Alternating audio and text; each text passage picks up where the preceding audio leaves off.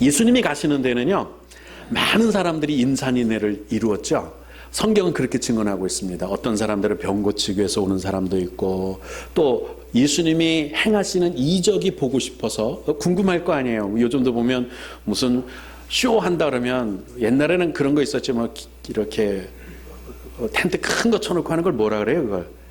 서커스 다 놓으면 뭐 사람들 구경 엄청나게 가잖아요. 예수님 그런 것 때문에 예수님 보고 싶어서 모인 사람들도 있었습니다. 그 중에는요, 예수님이 하시는 말씀에 책을 잡고자 바리새인들, 사두개인들, 서기관, 율법사 이런 사람들이 모여서 무슨 얘기하나 이런 사람들도 있었습니다. 근데 더 중요한 건 그 많은 사람들 중에 영생을 얻고자, 구원을 받고자 하는 마음을 가지고 예수님 앞에 나온 사람들이 있었다는 거예요. 오늘 본문에도 보면은 그 중에 어느 관원, 어떤 관원이 뭐 때문에 나왔는지 분명하게 나오는데, 영생 구원을, 영생을 어떻게 해야 얻을 수 있습니까? 이걸 주제로 가지고 주님께 질문하는 내용 나오고 있습니다. 그 관원의 질문 내용, 그 요지라고 그러죠. 중요한 부분, 알갱이가 뭐냐면, 내가 뭘 해야, 어떻게 해야 영생을 얻을 수 있습니까? 가르쳐 주세요. 이겁니다.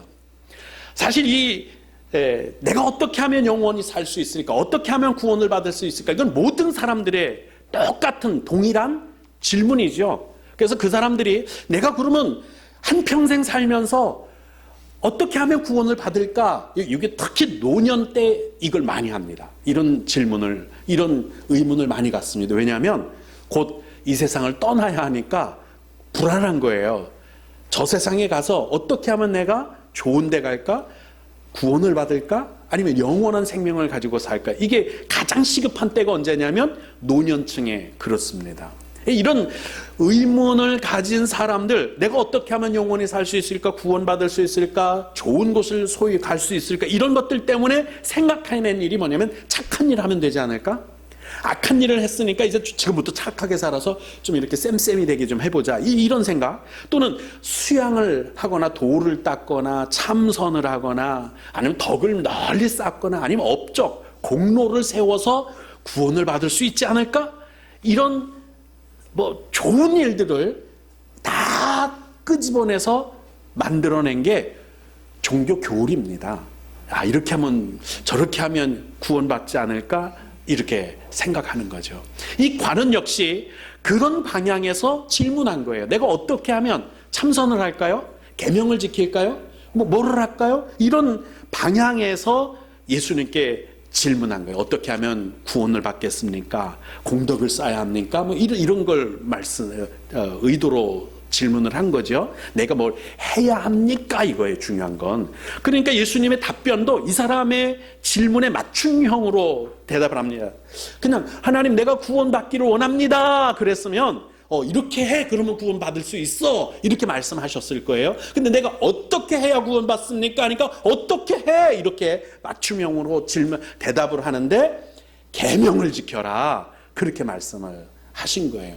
물론 이 관원님이 이 대답이 나올 줄 알고 있었던 듯합니다. 왜냐하면 당당하게, 그거는 제가 어렸을 적부터 지금까지 지켰습니다, 당당하게 얘기하는 거예요.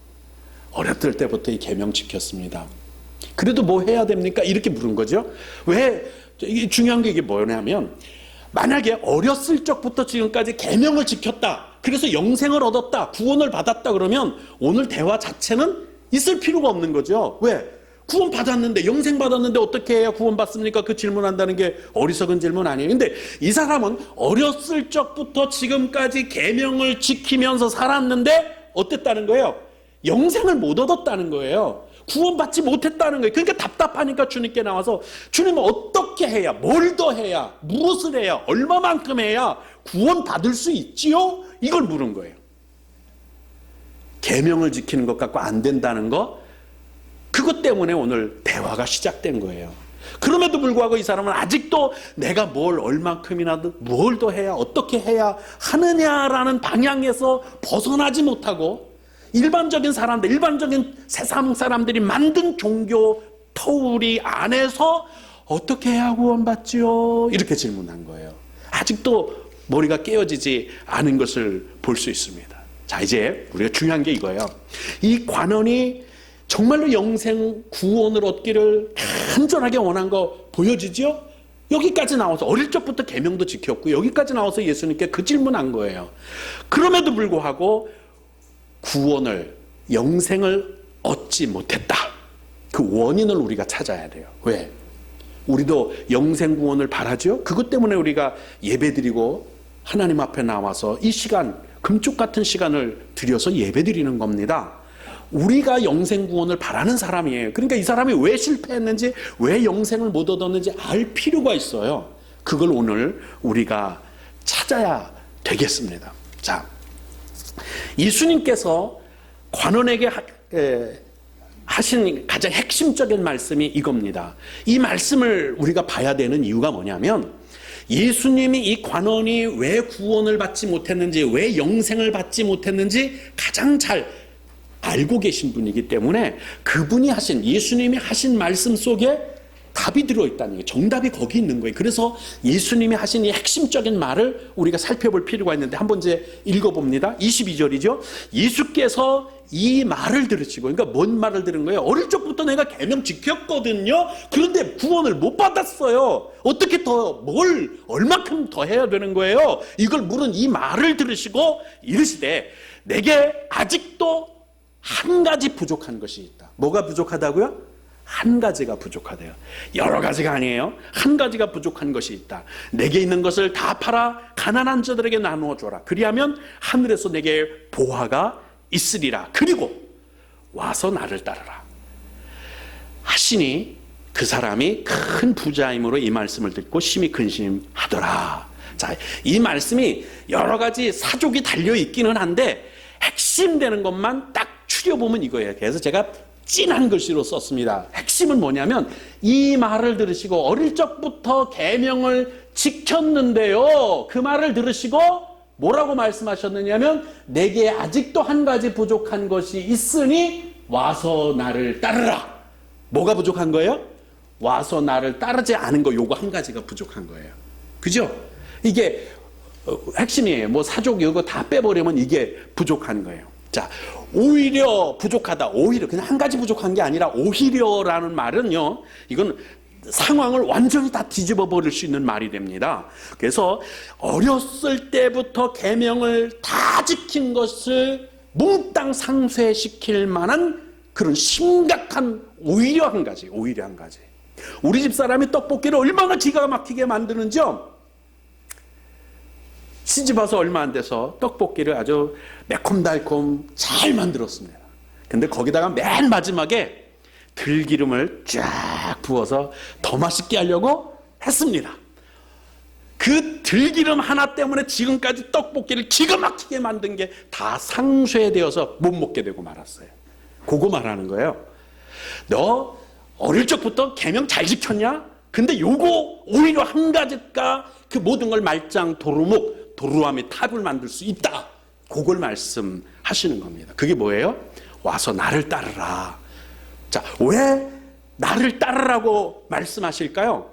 요한복음 14장 5절에 예수님, 그것도 그냥 예수님이 아니라 여기서 말씀하시는 예수님은 이미 영생을 증거하는 거예요. 왜? 부활하셨으니까. 부활하신 예수님이 도마하고 대화하는 장면이 있어요. 거기서 도마가 이렇게 묻습니다. 주여, 주님은 영생 이제 부활하셨잖아요. 근데 주님 어디로 가시는지, 천국 가시는 거잖아요. 어디로 가시는지 우리가 알지 못하는데 그 길을 어찌 알겠습니까? 여기 그 길은요, 영생의 길이에요. 구원받는 길이죠. 그걸 우리가 어떻게 알아요? 그렇게 물은 거예요. 그랬더니 주님이 대답하셨는데 이거예요. 왜 나를 따르라고 했는지 여기 나옵니다.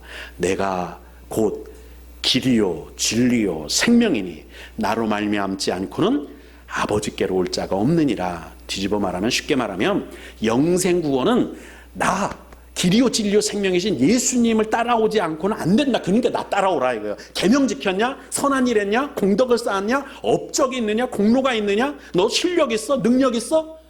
소용없다는 거예요. 도 닦았냐? 수양했냐? 참선했냐? 소용이 없다는 거예요. 그걸 다 좋지요. 안 나쁘다는 얘기 아니에요. 근데 그걸 요거 한 가지 안 하면 다 상쇄시킬 만큼 오히려 부족한 것 한 가지예요.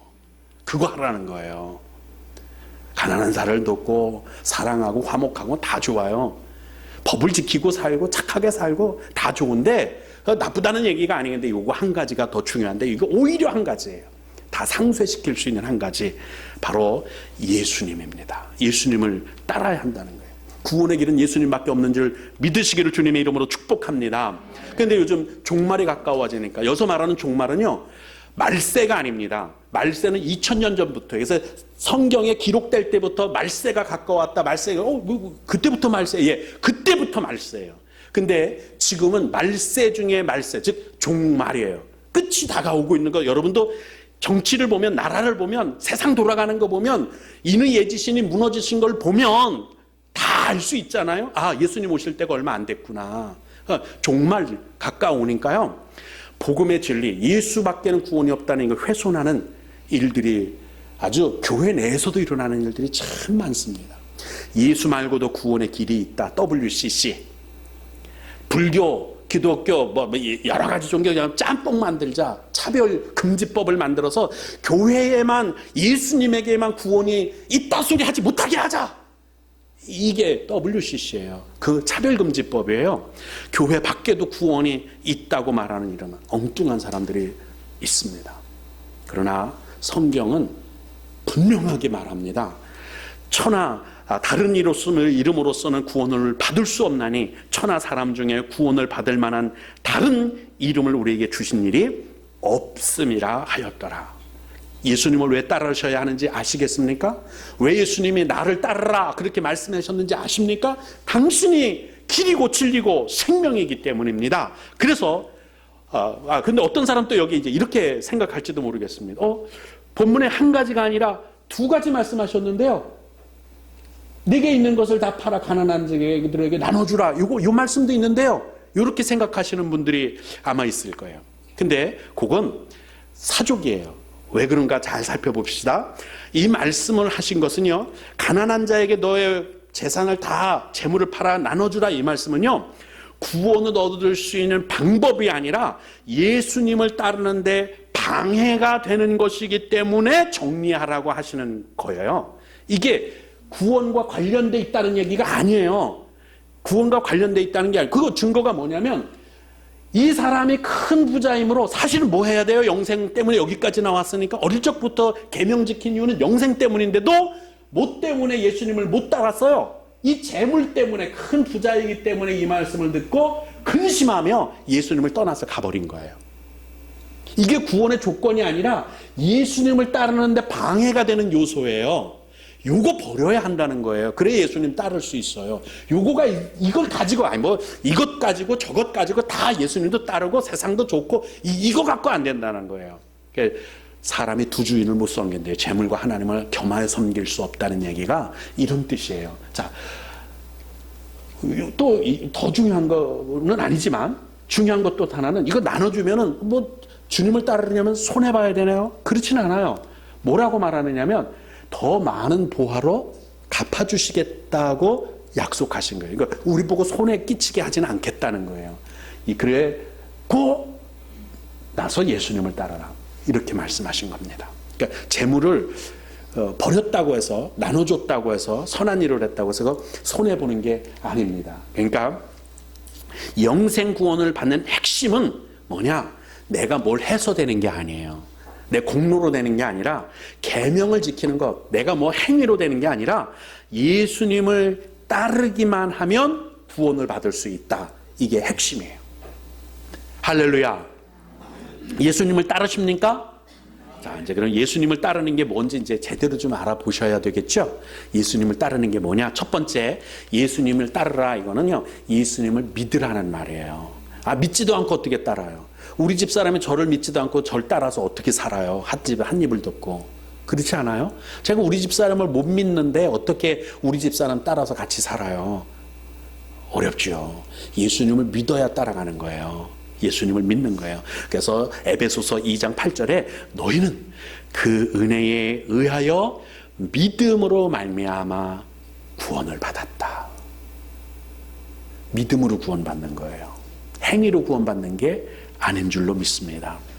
그럼 이 믿음으로 구원받는 게 우리한테서 난 겁니까? 내가 만들어낸 거예요? 내가 업적이 있어서 공로가 있어서 만들어낸 겁니까? 아니잖아요. 하나님이 그냥 주신 거예요. 그래서 하나님의 선물이다, 공짜다, 행위에서 난 것이 아니니 이는 누구든지 자랑하지 못하게 하려 함이라, 이렇게 말씀합니다. 구원은, 영생은 내가 발버둥 쳐서 얻어지는 게 아닙니다. 내가 노력한다고 되는 게 아니에요. 하나님이 주실 것이기 때문에 믿음으로 주님을 따르면 되는 줄로 믿습니다. 또 한 가지, 예수님의 말씀에 순종하는 삶을 사는 게 따르는 거예요. 예수님 따르는 거예요. 아니, 예수님 따른다고 하면서 엉뚱한 데 가고 예배 안 드리고 이러면 예수님 따르는 게 아니죠. 또 말씀드려서 죄송하지만 제가 우리 집 사람이랑 결혼해서 우리 집 사람이면 산다고 해놓고 다른 데 가서 딴짓거리하고 다른 여자들 만나고 돌아다니면 안 되는 거죠. 예수님을 믿는다고, 예수님을 따르겠다고 말하면 예수님이 전부가 돼야 되는 거예요. 예수님이 원하는 걸 따라서 살아야 하는 거죠. 그래서 마가복음 5장 20절에 내가 너희에게 이르노니 너희 의가 뭐만도 못하면 안 돼요? 서리교관, 바리새인, 이 사람들이 그것 때문에 목숨 건 사람들이에요. 이거 자기 행위로 어떻게 해볼까 해서 착하게 사는 거, 돕 닦는 거, 수양하는 거에 목숨 건 사람, 이런 사람들보다 더 낫지 못하면 천국에 영생, 구원 못 얻는다, 이 말이에요. 그러니까 예수님을 따라서 산다는 얘기는 하나님이 이렇게 해 저렇게 한 그 말씀을 그대로 순종하면서 사는 것이, 저 사람 예수님 따라 사는 거 맞네, 이렇게 인정받을 수 있다는 겁니다. 마태복음 23장에도 똑같은 말씀합니다. 화 있을진저 외식하는 서기관과 바리새인들이여, 너희가 박하와 회향과 근처의 11조는 들이되 율법에 더 중한 바 정의와 공혈과 믿음은 버렸도다. 그러나 이것도 행하고 저것도 버리지 말아야 할지니라. 뭐 예수 믿으면 다 됐지, 뭐 믿음으로 하는 건데 은혜로 넘어갑시다, 이거는 안 되는 거예요. 다른 사람들에게는 은혜의 잣대로, 그럴 수도 있어, 사람은 연약하니까 용서해줘, 그래야 돼, 이해해줄게, 근데 다시는 그런 죄를 짓지 않도록 우리 노력하자, 주님 앞에 가서 엎드리자, 회개하자, 이렇게 말을 해도 내가 그런 죄를 지을 때는 뭐 은혜니까 이렇게 하면 안 된다는 뜻이에요. 내가 할 때는 철저하게 쳐서 자기를 복종시키고 십자가에 나도 못 박아 죽이고, 그리고 나는 죽었습니다, 나는 다시는 이런 죄를 짓지 않겠습니다, 몸부림쳐야 된다는 얘기예요. 이런 게 없이 예수님 따릅니다 그러면서도 삶은 허랑방탕하고 세상 따라가면서 살고 악한 짓이나 악한 짓은 다 하면서도 당신 왜 그렇게 살아? 예수 믿기만 하면 되지 뭘 내 생활까지 간섭이야, 이러시면 안 된다는 거예요. 예수님을 따른다 그러면 정말 전심을 다해 내 생활을 드려야 할 줄로 믿습니다. 오늘 문제가 뭐냐면 예수님의 말씀 듣고 와서 나를 따르라, 이 말씀 듣고 이 관원이 근심하면서 돌아갔다는 데 문제가 있어요. 인생의 최대 문제, 뭐 때문에 포기합니까?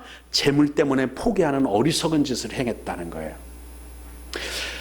근데 언뜻 보면 이 사람은 참 바보 같다 소리 다들 하실 텐데, 세상에는 이렇게 어리석은 사람이 이 부자 관원만 있는 게 아니에요.